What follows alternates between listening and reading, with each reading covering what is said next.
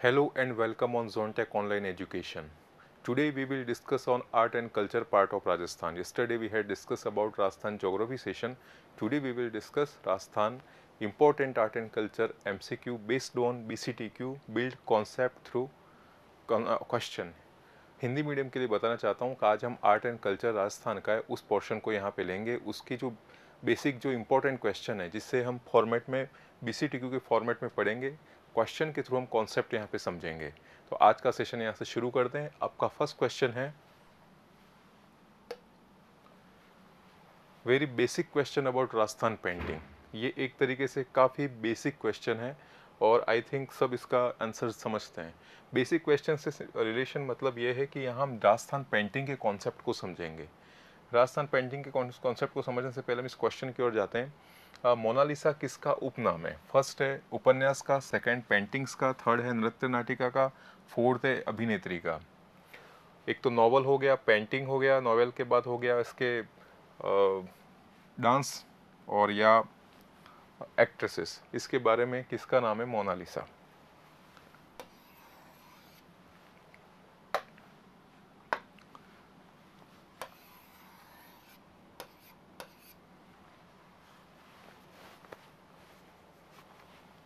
So friends, all we know Mona Lisa is outstanding beautiful paintings of Bani Thani in ruling King Maharaja Sawan Singh. It's also under classified in Kishangarh style of painting or Marwar school. This particular painting denotes beautiful woman that's named Lavlina. She is singer and she is singer and poet in Kishangarh Empire.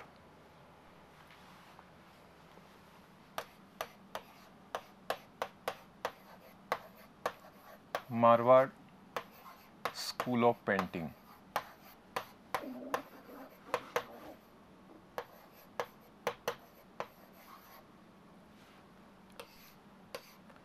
Marwar school of painting Hindi medium के लिए बता रहा हूँ. जो Mona Lisa है इसको कहा गया है इट इज सेड बनी ठनी. इट इज सेड बनी ठनी. The word Bani Thani express Bani means smart and Thani means well dressed. Smart and well dressed. Actually she is a poet and singer in ruling of Maharaja Sawan Singh. Maharaj Sawant Singh जो किशनगढ़ शैली की हम बात कर रहे हैं, जिससे मारवाड़ चित्रकला का जो कला स्कूल है, मारवाड़ स्कूल ऑफ पेंटिंग है, उसके अंदर इसको अंडर क्लासिफाइड किया गया है. ये जो मोनालिसा है उन सावंत सिंह है, नागरी दास है, उनके समय के अंदर ये एक सिंगर थी, पोइट थी और जिसकी पेंटिंग सावंत सिंह के निर्देशन पे निहाल ध्वज ने उस समय बनाई थी. और ये जो एक्चुअली मोनालिसा है इसको लाइट में लाया या हाईलाइट किया या एक्सप्लोर किया है वो एरिक डिक्सन. आपको ये याद रखना है, जो एरिक डिक्सन है इन्होंने इसको हिंदी में कहें प्रकाश में लाए या इस पे ज़्यादा एम्फेसिस किया है. एक्चुअली एरिक डिक्सन क्या थे? एक प्रोफेसर थे लाहौर के मेयो कॉलेज के. तो इनको काफ़ी पैशन था इस पेंटिंग्स आर्ट एंड कल्चर के अंदर, तो इन्होंने इस मोनालिसा को एक्सप्लोर किया. और जब भी मोनालिसा की बात है तो आपको याद रखना है सावंत सिंह, किशनगढ़ स्टाइल और थर्ड आपको एरिक डिक्सन. तो यहाँ पे हो गया कॉन्सेप्ट क्लियर किशनगढ़ स्टाइल. और किशनगढ़ स्टाइल की बात करें तो यहाँ सबसे इंपॉर्टेंस है कि यहाँ पे actually beautiful woman of India जो यानी भारतीय नारी की विशेषता in context of Rajasthani attire, यानी जो राजस्थानी वेशभूषा के अंदर जो भारतीय महिला है उसका यहाँ पे चित्रण किया गया है. दूसरी बात किशनगढ़ शैली के अंदर हम बात करेंगे तो किशनगढ़ शैली के अंदर जो मैक्सिमम कलर का यूज़ हुआ है वो आपको ध्यान रखना है, वाइट एंड पिंक. ये आपको याद रखना है, वाइट और पिंक कलर का यूज़ हुआ है. सेकंड जो सावंत सिंह का जो काल था वो गोल्डन पीरियड रहा है, इसे कहते हैं स्वर्ण काल. थर्ड की बात करें यहाँ पे कृष्ण राधा के इसके अंदर भी पेंटिंग्स मिली है. कृष्ण राधा की जो पेंटिंग्स है वो भी इसके अंदर मिली है. एक तरीके से नारी सौंदर्य पे आधारित ये पूरी चित्रशैली रही है और जिसका संबंध मारवाड़ स्कूल से. जब आप मारवाड़ स्कूल की ओर बात करेंगे तो थोड़ा मैं और आपको आगे बताता हूँ मारवाड़ स्कूल के बारे में. एक्चुअली जो राजस्थान पेंटिंग्स है इसको अलग अलग स्कूल के अंदर डिवाइड किया है.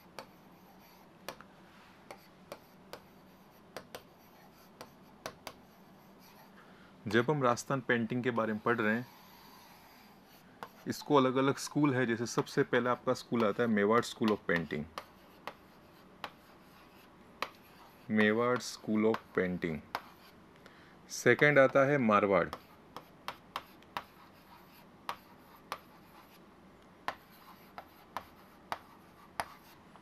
थर्ड है Dhundhar,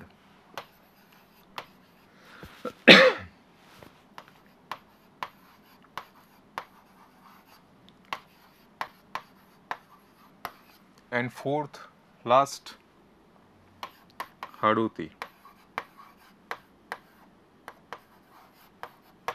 Hadoti school. All 4 types of school under classified in Rajasthan paintings. Rajasthan painting के अंदर 4 स्कूलों की बात की गई है, मेवाड़, मारवाड़, ढूंढाड़ और हाड़ौती। और ये जो आपको शब्द, इससे आपको पता चल रहा है कि कौन कौन से डिस्ट्रिक्ट के अंदर ये हैं। जैसे मेवाड़ के अंदर कौन से डिस्ट्रिक्ट है, मारवाड़ और ढूंढाड़ और हाड़ौती। बस आपको ये ध्यान रखना है, जो किशनगढ़ है उसको आप इस ढूंढाड़ या मेवाड़ में मत करना है, सिर्फ और सिर्फ मारवाड़ से। जैसे आप मेवाड़ की ओर बात करेंगे, मेवाड़ चित्रशैली के अंदर एक तो आपके आ जाते हैं उदयपुर या मेवाड़, उसके बाद आपके आ जाता है इसके अंदर नाथद्वारा शैली, नाथद्वारा शैली के बाद आपकी आ गई इसके अंदर चावंड और देवगढ़। ये जो शैलियाँ हैं ये बेसिकली क्लासिफाइड है मेवाड़ स्कूल के अंदर। और मेवाड़ स्कूल काफ़ी इंपॉर्टेंट है आपके एग्ज़ाम के लिए। जैसे इसके अंदर काफ़ी चीज़ें जो पूछी जाती है, और एक तरीके से कहने का मतलब सबसे प्राचीन और मौलिक चित्रकला है ये मेवाड़ की। सेकेंड, हम मारवाड़ की बात करते हैं। मारवाड़ के अंदर आपका हो गया जोधपुर, जैसलमेर, बीकानेर, किशनगढ़। अब हम ढूंढाड़ की बात कर रहे हैं तो इसके अंदर जयपुर आ जाएगा, अलवर और एक उनियारा शैली, ये टोंक के अंदर है। ये चीज़ें ढूंढाड़ के अंदर आएंगी। और हाड़ौती के अंदर तो आपको पता है कोटा, बूंदी। इस तरीके से हमने अलग अलग जो स्कूल हैं इसको डिवाइड किया है। उसके अंदर सब स्टाइल कौन कौन सी, इसके अंदर कौन सी स्टाइल या चित्रशैली इसके अंदर अलग अलग आती है। नेक्स्ट हम बात करते हैं, अगर हम यहाँ किशनगढ़ की बात कर रहे हैं तो किशनगढ़ में आपको याद रखना है एक नारी सौंदर्य से संबंधित है। दूसरा यहाँ पे Bani Thani, Mona Lisa, Eric Dixon, white and pink colour. उसके बाद निहाल ध्वज, मोर ध्वज, सूर ध्वज, ये पेंटर रहे। और सावन सिंह का समय यहाँ स्वर्ण काल रहा है। नेक्स्ट क्वेश्चन की ओर आगे मूव होते हैं। ये वापिस ट्रेडिशनल हैंडीक्राफ्ट से रिलेटेड प्रश्न है। This question refers to traditional handicrafts, हस्तशिल्प। राजस्थान की जो हस्तशिल्प है उससे रिलेटेड क्वेश्चन है चीनी मिट्टी के बर्तनों पर रंगीन और आकर्षक चित्रकारी का नाम क्या है। Option first Ajrak print, second जागा प्रिंट, थर्ड है ब्लू पॉटरी और फोर्थ है पेपरमेशी। इसके अंदर आपको राइट आंसर लगाना है कि इसके अंदर कौन सा है। तो आपके पास 5 सेकंड है आपके पास, देखिए राइट आंसर कौन सा है इसका।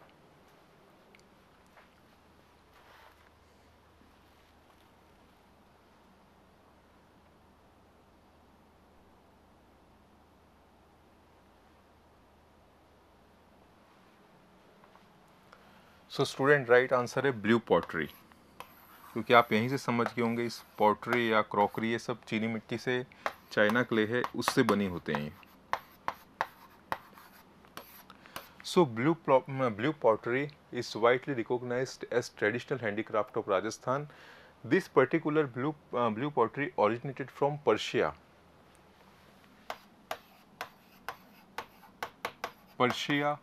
to Afghanistan and then India.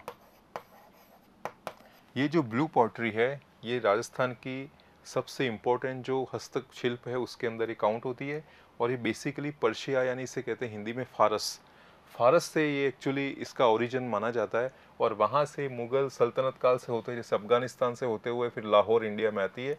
और अभी ये इम्पोर्टेंट है जयपुर के लिए, क्योंकि यहाँ जयपुर के लिए इसलिए इम्पोर्टेंट है हस्तशिल्प ये ब्लू पॉटरी, क्योंकि यहाँ पे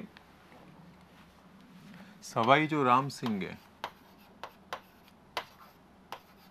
सवाई राम सिंह सेकंड, इन्होंने इसको यहाँ पे प्रमोट किया था। इनके शासनकाल में इसका विकास ज़्यादा हुआ। कभी कभी सवाई राम सिंह के साथ मान सिंह भी नाम आएगा, तो मान सिंह है, उन्होंने भी सपोर्ट किया, बट सवाई राम सिंह है यहाँ पे आपको ध्यान रखना है। ब्लू पॉटरी, ब्लू पॉटरी मतलब होता है क्या कि चीनी के बर्तन होते हैं जिससे ब्लू कलर से पेंटेड किया जाता है, इसके अंदर दूसरी पिगमेंटेशन है और दूसरे केमिकल्स हैं वो भी यूज़ करते हैं, और इस तरीके से ब्लू पॉटरी का निर्माण होता है। आप जब कभी भी यहाँ पे जयपुर का सिटी पैलेस देखेंगे तो वहाँ पे सिटी पैलेस के लेफ्ट हैंड साइड पे भी अलग से ये पॉटरी पड़ी हुई है, ब्लू पॉटरी, और अल्बर्ट हॉल में भी आपको मिल जाएगी ये लेफ्ट हैंड साइड पे। तो ये आपका हो गया ब्लू पॉटरी पर्शिया से, सवाई राम सिंह, और आपको याद रखना है ये चीनी मिट्टी के बर्तनों पर रंगीन और आकर्षक चित्रकारी पेंटिंग की जाती है चीनी मिट्टी के बर्तनों पर। नेक्स्ट क्वेश्चन की ओर आगे बढ़ते हैं। ये भी काफ़ी बेसिक क्वेश्चन है। मूमल किस शैली की प्रमुख चित्र है जो वहाँ के राजप्रसादों की प्रमुख शोभा है? एक्चुअली ये क्वेश्चन है आपके जो इंजीनियरिंग स्टूडेंट हैं उनके लिए काफ़ी टफ लग रहे होंगे, बाकी जो आर्ट्स बैकग्राउंड है उसके लिए काफ़ी इजी है। तो यहाँ ये सेटअप मैंने आपके लिए किया है कि आपको हर चीज़, एक जो इम्पोर्टेंट जो सीरीज़ है उसके अंदर ऐसे क्वेश्चन पूछे जाते हैं, क्योंकि आपके आर्ट एंड कल्चर का ज़्यादा सेक्शन इन डेप्थ में नहीं है। मूमल किस शैली का प्रमुख चित्र है, तो आपके पास ऑप्शन है जैसलमेर, ढूंढाड़, बीकानेर और जोधपुर। इसमें से आपको राइट करना है किस शैली का प्रमुख चित्र है। तो ये आपको काफ़ी बेसिक चीज़ है, मूमल है जैसलमेर शैली। और जैसलमेर शैली की बात करते हैं तो ये मारवाड़ स्कूल से संबंधित है। सेकंड, यहाँ का फेमस पेंटिंग है मूमल। और थर्ड है यहाँ पे राजा रहे अखेराज हरराज, इनके संरक्षण के अंदर ये पेंटिंग हुई है और काफ़ी फेमस है मूमल पेंटिंग। आगे बढ़ते हैं। क्वेश्चन नंबर 5 में है अजंता चित्रकारी में क्या निरूपित किया गया है? जो अजंता पेंटिंग है वहाँ की बात हो रही है। ये थोड़ा सा इंडियन कॉन्टेक्स्ट के अंदर है, अजंता चित्रकारी में क्या निरूपित किया है। और आपको एक बात और भी याद रखनी, जो इंडियन कॉन्टेक्स्ट में अजंता चित्रकारी है इसके अंदर क्या अलग अलग धर्म से संबंधित चीज़ें हैं। यहाँ पे जैसे ऑप्शन है रामायण है, महाभारत, जातक कथा और आगम शास्त्र। रामायण तो आप जानते हैं हिंदू ग्रंथ है, महाभारत भी है, जातक कथाएं होती हैं बौद्ध धर्म से संबंधित, और आगम शास्त्र होता है जैन धर्म से संबंधित। तो आपको इसमें से आइडेंटिफाई करना है राइट आंसर कौन सा है।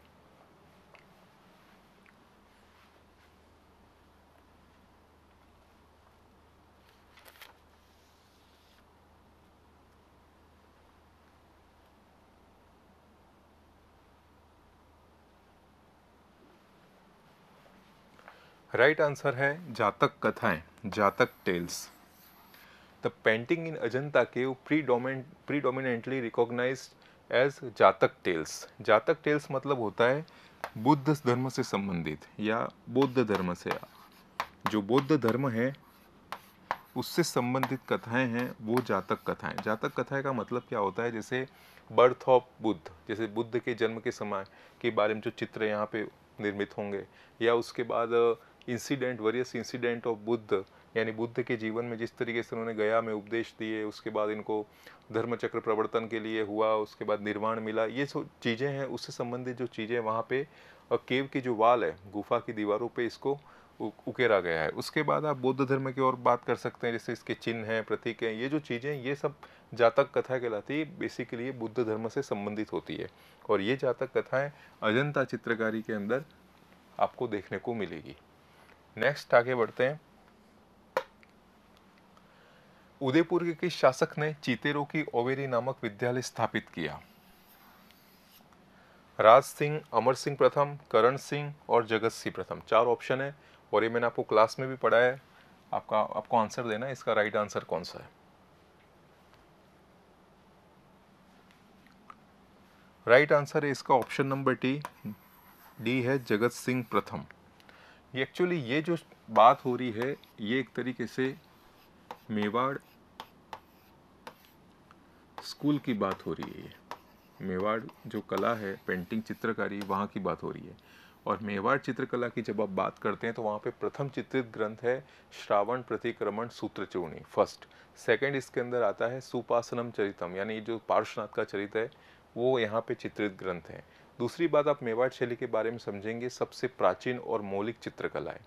थर्ड अगर हम बात करते हैं तो जगत सिंह प्रथम का काल, वहाँ के महाराणा रहे जगत सिंह प्रथम, उनका जो काल है वो यहाँ का स्वर्ण काल या गोल्डन पीरियड। और जब भी मैं स्वर्ण काल या गोल्डन पीरियड की बात कर रहा हूँ, इसका मतलब क्या है कि पर्टिकुलर किंग ने, जो वहाँ के तत्कालीन राजा हैं जिन्होंने इसको संरक्षण दिया, इसको अच्छे तरीके से डेवलप किया, और इस इनके जो पेंटर्स हैं उनको बाहर से लाए, एक तरीके से उनको नर्चर्ड किया, उसका मतलब होता है गोल्डन पीरियड। उस टाइम में इसका कहने का मतलब विकास ज़्यादा हुआ। दूसरी बात हम बात करें मेवाड़ चित्रशैली की, जगत सिंह का काल, जगत सिंह प्रथम का काल स्वर्ण काल। दूसरी बात यहाँ पे इन जगत सिंह ने चित्रों की ओवेरी करके एक आर्ट स्कूल बनाया था। इसे कहा जाता है तस्वीरारों कारखाना। इसके अंदर क्या करते हैं, एक हॉल टाइप बनाया था, स्कूल टाइप, जिसके अंदर बहुत सारे पेंटर्स होते थे, वो कैनवास पे पेंटिंग करते रहते थे। तो ये एक्चुअली एक चित्रों की ओवेरी ये होता है, एक तरीके से आपकी वर्कशॉप होती है ना, उस वर्कशॉप की तरह, जिसके अंदर बहुत सारे पेंटर बैठते थे और पेंटिंग किया करते थे। तो ये चित्रों की ओवेरी, इसको तस्वीरारों कारखाना भी कहा जाता है।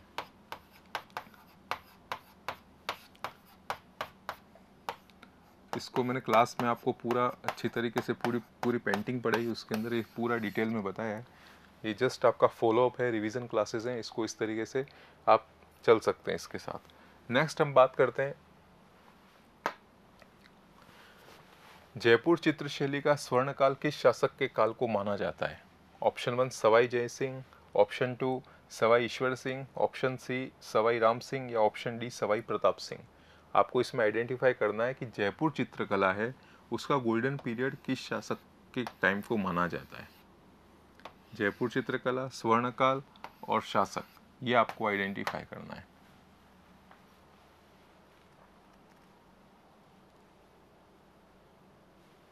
आपके पास 10 सेकेंड है, आप बताएं राइट आंसर कौन सा है।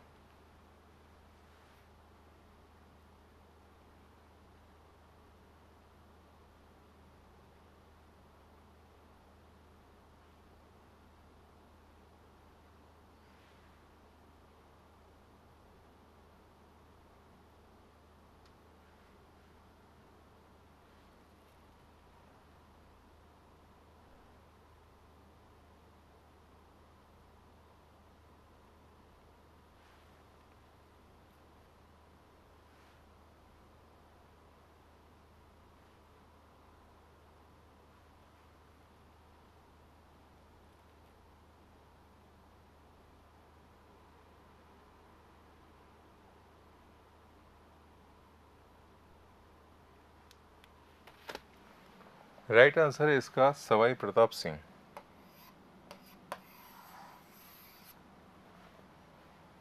नेक्स्ट आगे बढ़ते हैं। ये थोड़ा इंडियन कॉन्टेक्स्ट से संबंधित है, आपका इसके अंदर नहीं है। नेक्स्ट आगे की ओर बढ़ते हैं। किशनगढ़ शैली का चित्रकार निहाल चंद्र अपने चित्रों के नीचे किस भाषा में अपना नाम लिख दिया करता था। ये चीज़ें भी मैंने आपको बताई हैं। Option A Sanskrit, option B अरबी, option C Rajasthani, option D Farsi. ये आपका होमवर्क है, आपको मुझे कमेंट सेक्शन में बताना है कौन सी लैंग्वेज का यूज़ निहाल चंद, जो वहाँ का पेंटर था किशनगढ़ का, वो कौन सी इस लैंग्वेज को यूज़ करता था। आपको मुझे कमेंट सेक्शन में इस क्वेश्चन का आंसर ज़रूर बताना है। नेक्स्ट आगे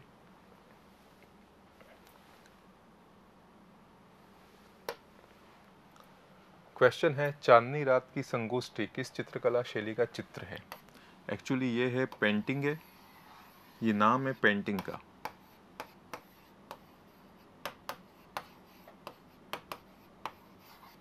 और यहाँ पे पूछा है शैली या स्टाइल कौन सी है, किसके अंदर ये चित्र है। फर्स्ट है आमेर शैली, सेकंड किशनगढ़ शैली, ऑप्शन सी है देवगढ़ शैली, और ऑप्शन 4 है बूंदी शैली।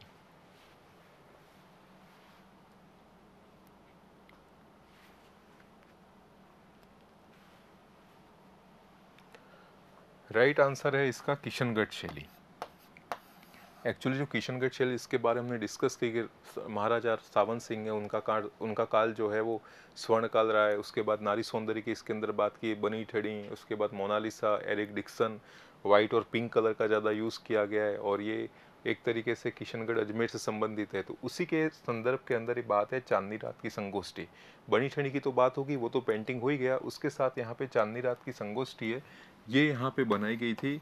अमरचंद पेंटर था, अमरचंद, इनके द्वारा ये पेंटिंग बनाई गई थी चांदनी रात की संगोष्ठी। यानी कहने का मतलब एक पेंटिंग थी, चांद था और फिर नीचे कोई वुमेन का फोटो है और इस तरीके से इसको नेचुरल सीन के अंदर पोर्ट्रेट किया गया है। तो ये हो गया आपके चांदनी रात की संगोष्ठी। नेक्स्ट आगे बढ़ते हैं।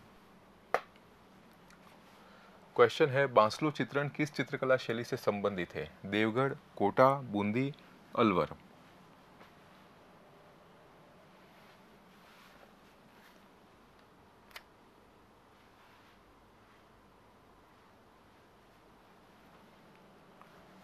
इसका राइट आंसर है अलवर शैली। बांसलो का मतलब क्या होता है? जो बॉर्डर होता है, बॉर्डर पर जो पेंटिंग होती है वो होता है बांसलो चित्रण, और अलवर शैली के अंदर होता है। दूसरी बात, अगर हम पर्टिकुलर अलग शैली के बारे में बात करेंगे तो यहाँ पे जो अलवर शैली है इसको आपको याद रखना है, राजा विनय सिंह का काल स्वर्ण काल है, गोल्डन एज है विनय सिंह।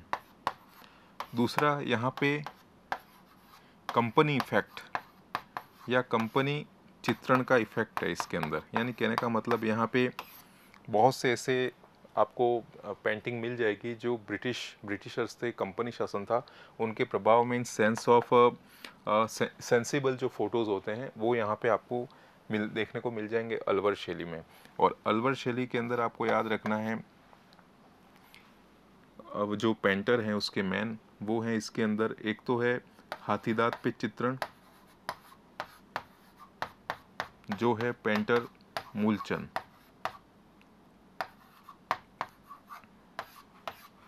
और एक दूसरा जो इम्पोर्टेंट है वो आपको मुझे बताना है, मैंने क्लास में डिस्कस किया है, उन्होंने गुलिस्ता की पांडुलिपि,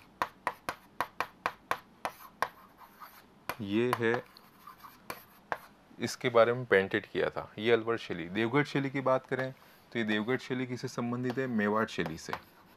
जो मेवाड़ चित्रकला शैली है, मेवाड़ स्कूल है, मेवाड़ स्कूल से संबंधित है। और देवगढ़ के अंदर आपको याद रखना है मेवाड़ स्कूल से संबंधित है। कोटा शैली आपकी हाड़ौती से संबंधित है। और इसके अंदर आपको पता है कृष्ण भक्ति का ज़्यादा इसके अंदर प्रचलन रहा है। तो राम सिंह है, राम सिंह के समय इसका काल, कहने का मतलब स्टार्ट हुई थी ये, और इसको जो प्रोत्साहन संरक्षण दिया वो राव उमेद सिंह ने दिया है। और यहाँ पे आपको कोटा शैली के अंदर mainly fighting scene, hunting scene, जैसे शिकार करते हुए रानी का चित्रण है या फिर हाथियों की लड़ाई, दरबारी दृश्य जो कोर्टयार्ड पेंटिंग्स है वो भी इसके अंदर आपको कोटा शैली के अंदर मिलेंगे। तो उसकी बात करते हैं। दूसरी बात, बूंदी शैली। बूंदी शैली एक तरीके से ये भी हाड़ौती शैली का ही भाग है। उसके बाद राव उमेद सिंह है, इनका काल स्वर्ण काल होता है। बूंदी शैली को पक्षी शैली या बर्ड पेंटिंग भी कहा जाता है। यहाँ पे गोल्डन जो कलर्स हैं, सुनहरे रंग का ज़्यादा प्रयोग किया गया है। और यहाँ पे आपको याद रखना है जो मिनिएचर पेंटिंग, जो भित्ति चित्रकला है वो यहाँ पे ज़्यादा यहाँ पे देखने को मिलती है, जिसका संरक्षण भी राव उमेद सिंह ने किया था। यहाँ पे अलग अलग चित्रशाला बनाई है, रंग महल के अंदर अलग से चित्रशाला बनाई है, पेंटिंग स्कूल बनाई है। इस तरीके से ये आपके शैलियाँ हो गई।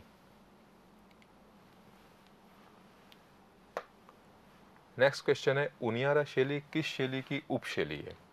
जब हम बात कर रहे थे अलग अलग क्लासिफिकेशन की पेंटिंग्स की, तो उसके अंदर आपसे पूछा गया है ये किसके अंदर इंक्लूड होगी, Mewar school, Marwar school, Hadoti school या ढूंढाड़ स्कूल। मैंने आपको अभी भी बताया था। आप एक्चुअली ऐसे याद रखो कि ये जो पर्टिकुलर जगह है, जैसे हम कोई भी शैली की बात कर रहे हैं उसके अंदर कोई लोकेशन है, वो प्लेस है, वो प्लेस कहाँ पे इंक्लूड होता है। जैसे उनियारा आता है आपके टोंक के अंदर, अभी टोंक के अंदर आता है, तो आप यहाँ जयपुर से इसको आप टोंक आता है, इसका मतलब ये मत कर देना कि कहने का मतलब ये अजमेर संभाग, तो अजमेर के आसपास कहीं अजमेर के अंदर आप देखते हैं किशनगढ़ शैली है, तो किशनगढ़ शैली मारवाड़ के अंदर यूज़ हो रही है। तो ऐसे इसको आइडिया नहीं लगाना, इसको आइडिया लगाना है कुनियारा शैली जो टोंक में, और जयपुर से टोंक काफ़ी नज़दीक है, जयपुर टोंक। तो ये इस तरीके से जयपुर में आई, तो जयपुर वाला रीजन हो गया ढूंढाड़। इस तरीके से आप इसको याद रख सकते हो। तो ये उनियारा शैली है, एक तरीके से ढूंढाड़ स्कूल में है। एक्चुअली ये जो उनियारा शैली है, आपको यहाँ पे याद रखना है जयपुर और बूंदी शैली का मिश्रण है, mixture of Jaipur style and Bundi style. उसके बाद यहाँ मीर बख्श वगैरह बहुत से पेंटर हैं, ये आपको याद रखना है। बस उनियारा शैली आप रखना, ढूंढाड़ के अंदर जयपुर और बूंदी शैली का इसके अंदर कोऑर्डिनेशन है या मिक्सचर है। नेक्स्ट बात करते हैं आगे क्वेश्चन की।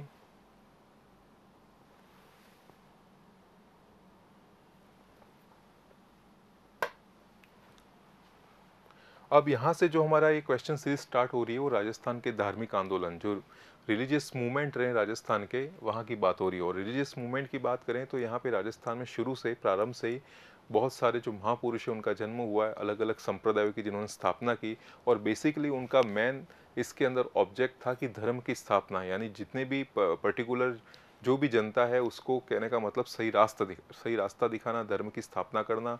उसके बाद जब इस्लाम का इफेक्ट था तो उसको भी थोड़ा डाउन करना, लोगों को अपनी संस्कृति से अवगत कराना, यानी ये समझना कि आत्मा क्या है, परमात्मा क्या है, इस तरीके जो माइथोलॉजिकल फिलोसॉफिकल जो फैक्ट हैं वहाँ तक पहुँचना। एक्चुअली कुछ चीज़ें होती मेटाफिजिक्स की, यानी जैसे ब्रह्म है, आत्मा है, परमात्मा है, इन चीज़ों के बारे में जानना और ईश्वर से, मनुष्य को ईश्वर से जोड़ना, धर्म की स्थापना करना, ये सब काम किया था धार्मिक आंदोलन के जो प्रवर्तक रहे हैं, जैसे वल्लभाचार्य, रामानुजाचार्य है, उसके बाद लाल दास हैं, बहुत सारे ऐसे आपके इसके अंदर, दादू दयाल, ऐसे बहुत से आपको मिलेंगे जो बड़े महान संत हुए राजस्थान की इस धरा पे। वहाँ उन्होंने ये धार्मिक आंदोलन शुरू हुए थे। इसी के संदर्भ के अंदर हम अलग अलग संप्रदाय के बारे में पढ़ेंगे, जैसे निम्बार्क संप्रदाय कौन सा है, उसके बाद रामानुज में क्या है, वल्लभाचार्य में क्या है, कहाँ पे इनके प्रवर्तक कौन रहे, इनके क्या ग्रंथ रहे, इनके प्रमुख पीठ, इनकी हेडक्वार्टर्स कहाँ कहाँ है, ये सब चीज़ें आपको इस धार्मिक संप्रदाय या धार्मिक इस आंदोलन के अंदर पढ़ने। तो इसी के संदर्भ में पूछा गया है कि अलख दरीबर किस संप्रदाय के सत्संग स्थल को कहा जाता है? दादूपंथी, राम स्नेही, जसनाथी एंड विश्नोई। ये यहाँ पे पूछा गया है कि यहाँ इसका रिलेशन किन के साथ है? अलख दरीबर, आपको बताना है, 5 सेकेंड है आपके पास कि इसका राइट आंसर कौन सा है।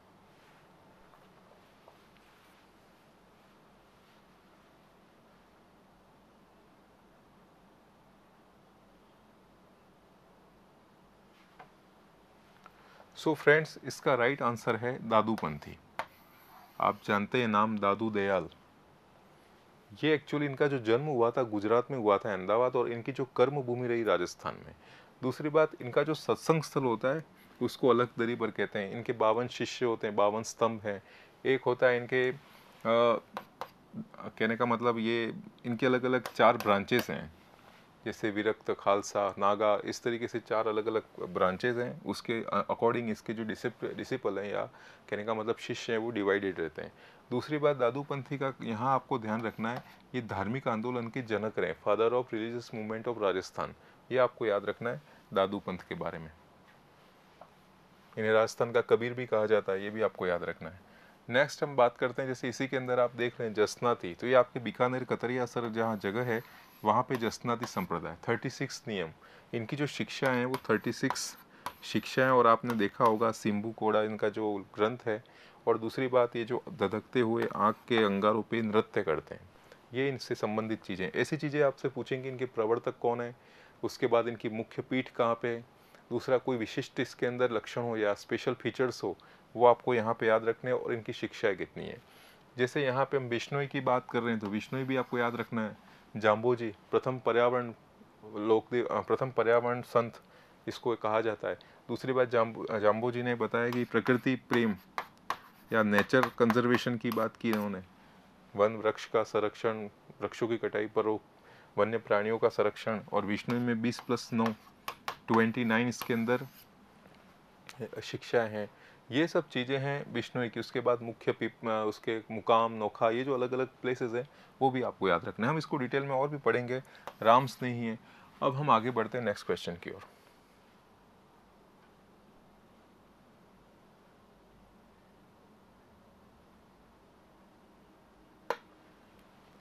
राजस्थान में निरंजनी संप्रदाय के प्रवर्तक कौन थे? रामदास जी, लालदास जी, गरीबदास जी या हरिदास जी? जो निरंजनी संप्रदाय है वो अलख निरंजन, इनका कहने का मतलब मेन फ्रेज रहता है, वर्ड होता है। और इनका संबंध है निरंजनी संप्रदाय का हरिदास जी।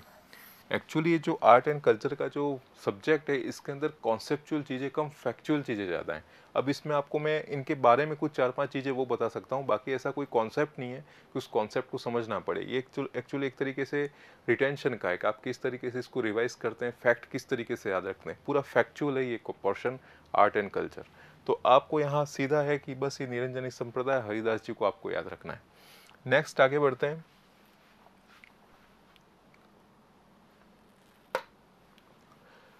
क्वेश्चन है, महात्मा चरणदास जी की शिष्या जिन्होंने दयाबोध और विनय मालिका नामक ग्रंथों की रचना की। दयाबोध और विनय मालिका नामक ग्रंथों की रचना की कर्माबाई, दयाबाई, जोधाबाई, मांगीबाई। तो आप यहाँ अगर चरणदास जी की बात कर रहे हैं तो इन्होंने चरणदासी संप्रदाय की स्थापना की, पहली बात। और इनकी जो मुख्य पीठ है वो है दिल्ली, और ये एक्चुअली मूल है अलवर के, अलवर राजस्थान। इनकी मुख्य पीठ है दिल्ली, यानी एकमात्र ऐसे यहाँ पे चरणदास जी हैं जिनका जन्म तो यहाँ राजस्थान में हुआ है, बाकी इनकी जो पीठ है वो वहाँ पे दिल्ली के अंदर है। और इन चरणदास जी को आपको और भी याद रखना है, इनके अंदर इन्होंने 42 टीचिंग्स या 42 शिक्षा, 42 शिक्षा या नियम जो भी हैं वो इन्होंने दिए थे चरणदास जी। और इनकी शिष्या थी दयाबाई, सहजोबाई। तो ये जो दयाबाई है, इन्होंने दयाबोध और विनय मालिका नामक ग्रंथों की रचना की। नेक्स्ट क्वेश्चन,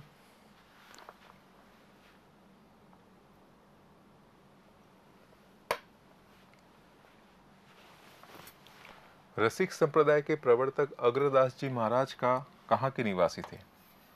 रसिक संप्रदाय के प्रवर्तक अग्रदास जी महाराज कहाँ के निवासी थे? Jaipur, second Ajmer, option B Jodhpur और ऑप्शन डी नागौर।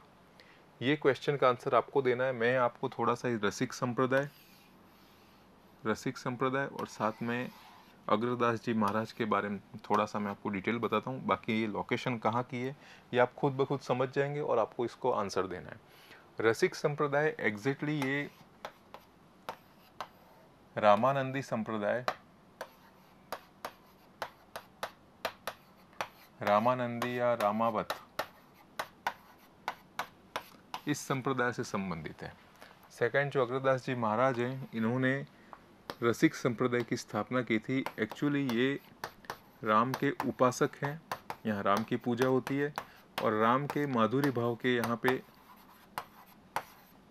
पूजा होती है, इसलिए माधुर्य से राम से रसिक संप्रदाय हुआ। ये रसिक से आप राम से याद कर सकते हैं। और ये जो अग्रदास जी महाराज थे, ये रामानंदी या रामावत या एक दूसरा नाम भी आता है रामानुज।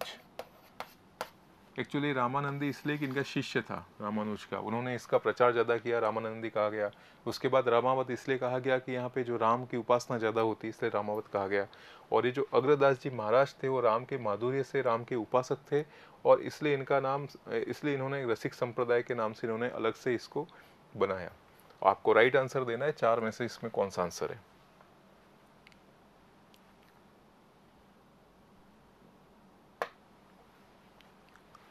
नेक्स्ट क्वेश्चन है, सनकादि संप्रदाय किस संप्रदाय का दूसरा नाम है? एक फर्स्ट है लाल दास जी का संप्रदाय, निम्बार्क, वल्लभाचार्य या रामानुजाचार्य। आपके पास 5 सेकंड है, आपको बताना है कि सनकादि संप्रदाय किस संप्रदाय का दूसरा नाम है। राइट आंसर आप कमेंट बॉक्स में मेंशन करेंगे।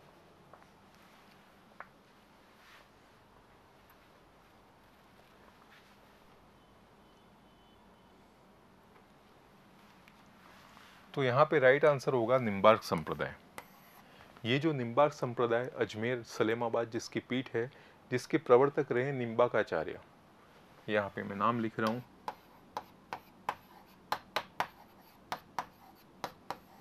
ये संत रहे इनके प्रवर्तक। दूसरी बात है, इसी संप्रदाय को सनकादि संप्रदाय कहा जाता है। सनकादि के बाद इसे नारद संप्रदाय भी कहा जाता है। नारद के अलावा इसको हंस संप्रदाय भी कहा जाता है। अगर इस टाइप के क्वेश्चन आए, अगर इनके उपनामों की बात की जा रही है, तो आपको 2-3 नाम याद रखने हैं, सनकादि संप्रदाय, नारद संप्रदाय और हंस संप्रदाय। दूसरी बात, इनके जो प्रवर्तक रहे हैं इस संप्रदाय के निम्बकाचार्य, आपको ये याद रखना है। सेकंड की बात करें, इनकी मुख्य पीठ है सलेमाबाद,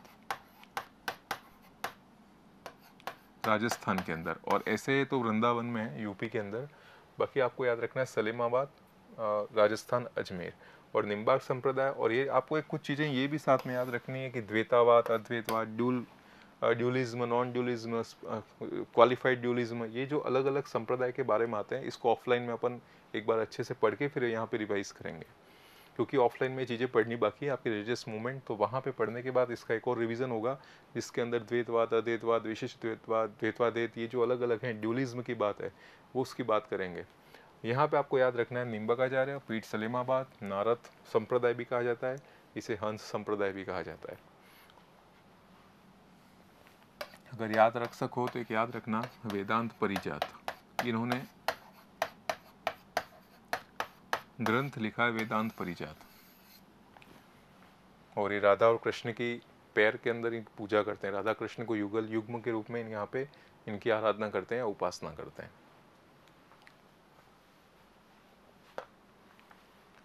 नेक्स्ट क्वेश्चन है, मुस्लिम दाऊदी बोहरा संप्रदाय का राजस्थान में सर्वाधिक पवित्र स्थान गलियाकोट किस जिले में स्थित है? बांसवाड़ा, गंगानगर, माधोपुर और डूंगरपुर। एक्चुअली जो बोहरा संप्रदाय है ये मेजरली आपके जो राजस्थान का सदर्न भाग है, प्रतापगढ़, डूंगरपुर और उदयपुर, बांसवाड़ा, यहाँ पे इनका इफेक्ट ज़्यादा है। और यहाँ पे एक डिस्ट्रिक्ट डूंगरपुर है, इसके अंदर आता है गलियाकोट। और यहाँ पे कहने का मतलब यहाँ पे इनका सर्वाधिक पवित्र स्थल है, वहाँ पे दरगाह है, और वहाँ पे सभी इनके जो अनुयायी है वो यहाँ पे जाते हैं। और यहाँ ये जो एक्चुअली है डूंगरपुर के अंदर गलियाकोट में।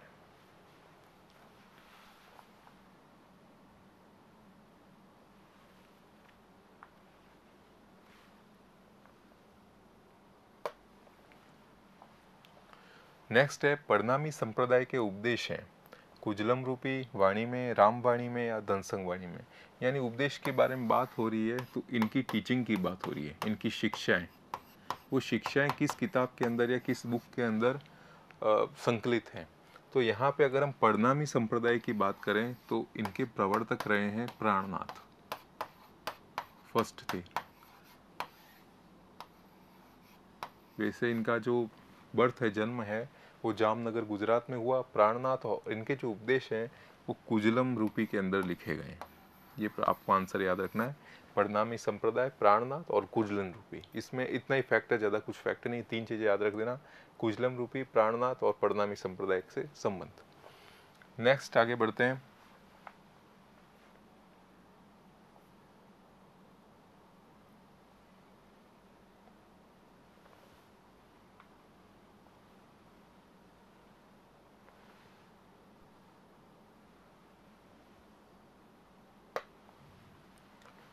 लालदासी संप्रदाय के प्रवर्तक लालदास जी का जन्म किस जाति में हुआ था? हमने अभी बात की थी लालदासी संप्रदाय, इसके लालदास जी का जन्म किस जाति में हुआ है? तो आपको याद रखना है ये बेसिकली अलवर से रिलेटेड है, और अलवर में जाति आती है मेव।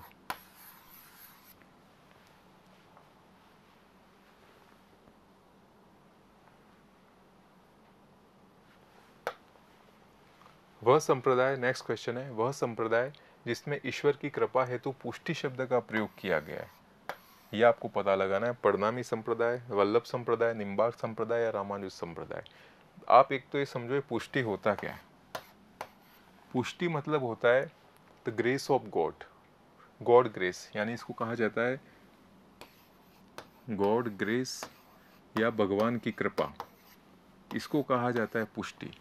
फर्स्ट थिंग, पुष्टि का मतलब क्या होता है? आप इस तरीके से भगवान का स्मरण करना, उनके जो अलग अलग जो अवतार हैं उसके बारे में स्मरण करना, उसको जीवन में उतारना, माधुर्यता का उपयोग करना, ये जो चीज़ें हैं वो पुष्टि कहलाता है। इस तरीके से गॉड की, कहने का मतलब भगवान की कृपा रहना, ये पुष्टि होता है। और ये पुष्टि का प्रोसेस होता है जो आप नित्य आप पूजन का कार्य करते हैं, किस तरीके से देवता गणों के आप आराधना करते हैं, ये सब चीज़ें पुष्टि के अंदर होती हैं। और ये आपका संबंध है इसका वल्लभ संप्रदाय से, जिसके प्रवर्तक रहे हैं वल्लभाचार्य। आपको याद रखना है वल्लभाचार्य, जिन्होंने एक और शब्द है शुद्धाद्वैत। ये अलग अलग द्वैत हैं, ये हम डिस्कस करेंगे नेक्स्ट जो सेशन होगा, जिसके अंदर अद्वैत, शंकराचार्य ने कहा कि जो भी जगत है और जो आत्मा है वो अलग अलग हैं, दोनों एक ही हैं, इसमें डिफरेंस नहीं है, आत्मा सो परमात्मा। उसके बाद नेक्स्ट मध्वाचार्य आ जाते हैं, वो द्वैताद्वैत की बात करते हैं, नहीं ये अलग अलग है। दूसरी बात फिर आ जाते हैं इसके बाद शुद्धाद्वैत। शुद्धाद्वैत का मतलब क्या है कि जो गॉड है, गॉड इज़ प्योर, कहने का मतलब भगवान है, वो भगवान शुद्ध रूप में एक ही है और सब चीज़ें उनके अंदर इंक्लूड होती हैं, हम सब उनके पार्ट हैं। फिर एक रामानुजाचार्य का आता है विशिष्टाद्वैताद्वैत। विशिष्टाद्वैत में क्या होता है, क्वालिफाइड ड्यूलिज्म में क्या होता है, इसके अंदर दोनों की बात की गई, बट बात ऐसे की गई है कि जो भी ब्रह्म है और आत्मा है, यानी भगवान और हम, ये एक तरीके से एक विशिष्ट रूप से जुड़े हुए हैं। जैसे एक तरीके से जो पेड़ है उसकी शाखाएं हैं, पत्तियां हैं, फूल हैं, सब अलग अलग होते हुए भी एक तरीके से जुड़े हैं। यानी माया और परमात्मा एक्चुअली बेसिक क्या है, फिलोसॉफी का सब्जेक्ट है। आप टैक वालों के लिए इतना ही इम्पोर्टेंट नहीं है, टैक वालों के लिए इतना ही इम्पोर्टेंट है कि पुष्टि का संबंध वल्लभ संप्रदाय से।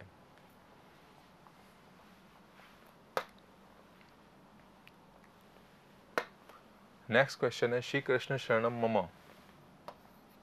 किस संप्रदाय का संबोधन है। तो अभी मैंने बात की वल्लभ संप्रदाय, तो वल्लभ संप्रदाय से संबंधित है श्री कृष्ण शरणम मम, कृष्ण भक्ति का एक एक्चुअली एक तरीके से ये वल्लभ संप्रदाय हो गया। नेक्स्ट बात करते हैं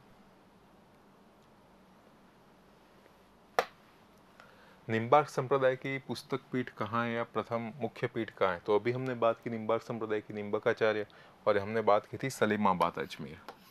तो ये सलीमाबाद अजमेर है, यहाँ पे निम्बार्क संप्रदाय है।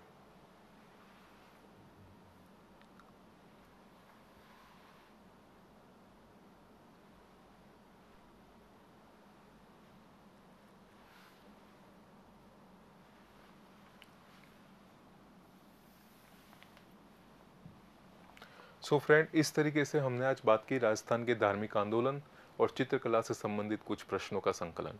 ये एक्चुअली एक बेसिक क्वेश्चन आपसे मैं आपके लिए फॉर्मेट में लाया हूँ, क्योंकि इस बेसिक क्वेश्चन के साथ साथ हम दूसरे कॉन्सेप्ट को भी यहाँ समझे हैं। नेक्स्ट हम बात करेंगे, नेक्स्ट जब भी क्लास होगी उसके अंदर आर्ट एंड कल्चर का फिर रिवाइज होगा, और जब क्लास के अंदर आपकी ऑफलाइन क्लासेस कंप्लीट हो जाएंगी इस रिलीजियस मूवमेंट के बाद, एक बार इसका फिर से यहाँ रिवीजन होगा BCTQ के फॉर्म में। यहाँ पे क्वेश्चन आएंगे और उसके बाद मैं आपको आंसर बताऊंगा, साथ में कॉन्सेप्ट बताऊंगा। नेक्स्ट जैसे आर्ट एंड कल्चर हमारा जब समअप होता है, फिनिश होता है, उसके बाद राजस्थान हिस्ट्री यहाँ पे आ जाएगी। राजस्थान हिस्ट्री के जो इंपॉर्टेंट डायनेस्टी है, कौन से राजाओं ने क्या काम किए, किस तरीके का यहाँ पे एडमिनिस्ट्रेशन रहा है, रेवेन्यू वगैरह जो भी आपके मेंशन है सिलेबस के अंदर, उसके बारे में डिस्कस होगी। साथ में यहाँ पे राजस्थान की जो जोग्राफी है, राजस्थान जोग्राफी के जो पहले प्रीवियस क्लासेस हुई है उसको यहाँ पे नेक्स्ट कंटिन्यू किया जाएगा। उसके अंदर क्या कुछ चीज़ें बचती हैं वो यहाँ पे नेक्स्ट राजस्थान जोग्राफी एक तरीके से पूरा मॉड्यूल है आपके एग्ज़ाम जो है उसके लिए यहाँ पे इसको डिज़ाइन किया गया है। तो एक महीना का जो 30 डेज़ का मॉड्यूल है उसके अंदर आज 15 डेज़ तो आई थिंक कंप्लीट होने आ गए, 15 डेज़ और बाकी हैं। 15 डेज़ तक ये क्लासेस चलेंगी टेक और नॉन टेक की। इसके अंदर सिविल है, इलेक्ट्रिकल है, मैकेनिकल है, उनकी टीचर भी आपको यहाँ पे पढ़ा रहे होंगे कंटिन्यूस।